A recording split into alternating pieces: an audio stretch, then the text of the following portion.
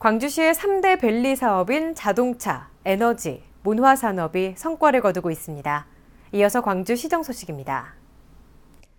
올 한해 광주시의 3대 밸리인 자동차, 에너지, 문화산업을 중심으로 광주의 산업지형이 급속히 재편되고 있습니다.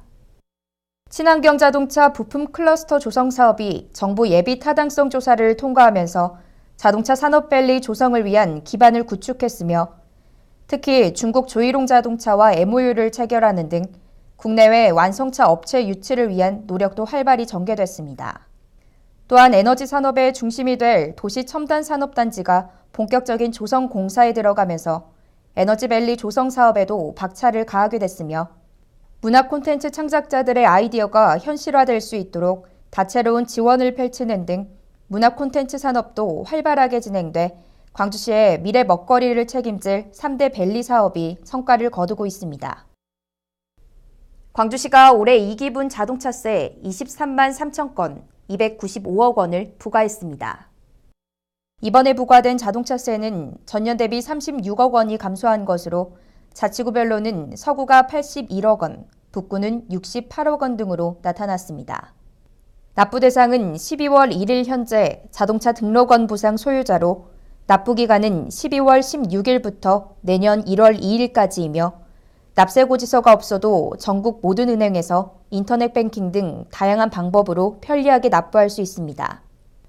아울러 거주지 변동으로 고지서를 받지 못했거나 기타 자동차세 부과에 대한 궁금한 사항은 자동차가 등록된 해당 구청 세무과로 문의하면 됩니다.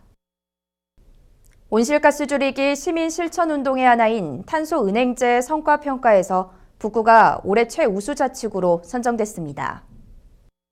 광주시는 최우수 자치구로 선정된 북구에는 인센티브 사업비로 3천만 원을, 우수 자치구로 선정된 광산구와 동구에는 각 2천만 원을 수여했으며 각 자치구는 이를 이용해 온실가스 감축 사업에 재투자할 예정입니다.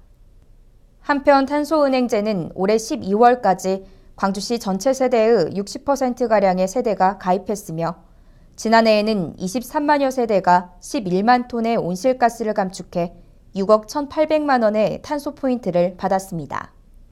2016년 상반기 탄소 포인트는 12월 중에 지급할 예정이며 참여를 희망하는 세대는 탄소 포인트제 홈페이지 또는 가까운 자치구 및 동주민센터로 신청서를 제출하면 됩니다.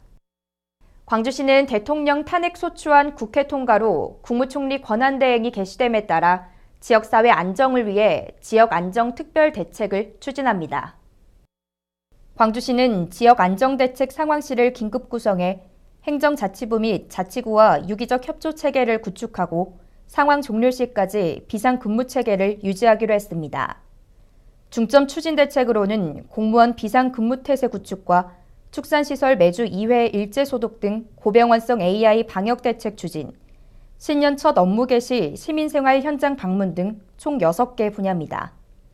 광주시는 특별대책 추진 기간 동안 비상근무체계를 유지하며 시민들이 불편 없이 겨울을 보낼 수 있도록 최선을 다하겠다고 밝혔습니다. 지난 2월 출범한 제2기 광주시 청년위원회가 올 한해 활발한 활동을 펼쳤습니다.